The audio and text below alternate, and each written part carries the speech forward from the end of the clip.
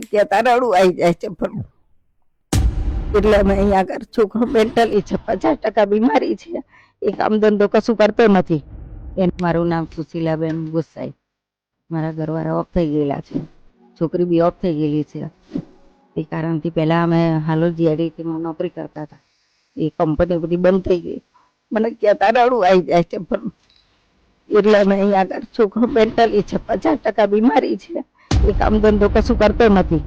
એને બી 48-49 વર્ષ થયો, મને 72 વર્ષ પૂરા થયો.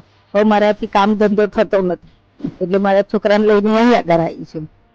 ઘરનું ઘર નથી, ઘર છે પણ કાકીના નામે છે, મારા નામે ઘર નથી. મારે કરવાનું શું? હવે મારાથી નોકરી થતી નથી, આ છોકરો મેન્ટલી છે એટલે હવે મારાથી કામ ધંધો થતો નથી.